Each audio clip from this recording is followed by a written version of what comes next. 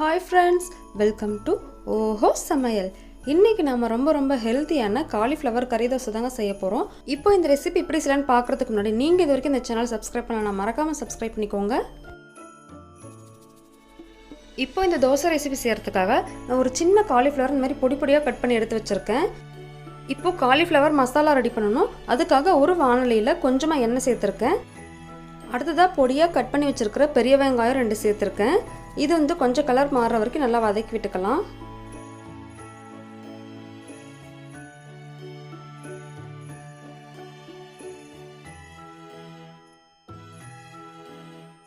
பாருங்க, வெங்காயம் நல்லா வதங்கிருச்சு. இப்போ இது கூடவே சின்னதாக கட் பண்ணி வச்சிருக்கிற ஒரு தக்காளி சேர்த்து நல்லா வதக்கிக்கலாம்.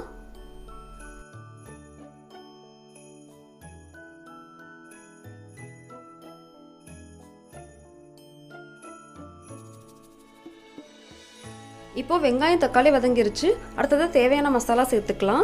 இதில் காரத்துக்கு தேவையான அளவுக்கு மிளகாய்த்தூள், 1 ஸ்பூன் அளவுக்கு கறி மசாலா தூள், 1 ஸ்பூன் அளவுக்கு கொத்தமல்லி தூள் சேர்த்துருக்கேன். இப்போ தேவையான அளவுக்கு உப்பு சேர்த்துட்டு நம்ம ஏற்கனவே கட் பண்ணி வச்சுருக்கிற காலிஃப்ளவரில் இதில் சேர்த்துக்கலாம். காலிஃப்ளவர் சேர்த்ததுக்கப்புறம் நல்லா கலந்து விட்டுக்கோங்க.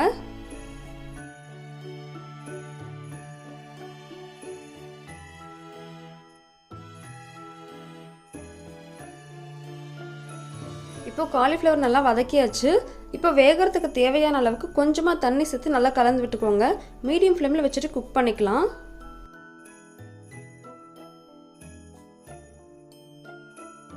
நம்ம மீடியம் ஃப்ளேமில் வச்சு குக் பண்ணுறதுனால கொஞ்சம் நேரத்துக்கு ஒரு நல்லா கலந்து விட்டுட்டே இருங்க.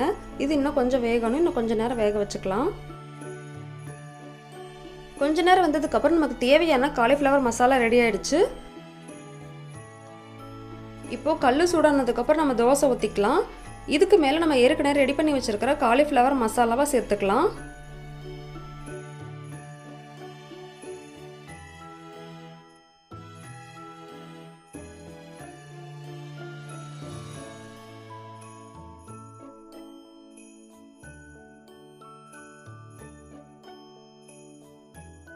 இப்போ மசாலா சேர்த்ததுக்கப்புறம் இதுக்கு மேலே கொஞ்சமாக கொத்தமல்லியில் தூவிட்டு கொஞ்சமாக எண்ணெய் சேர்த்துக்கலாம்.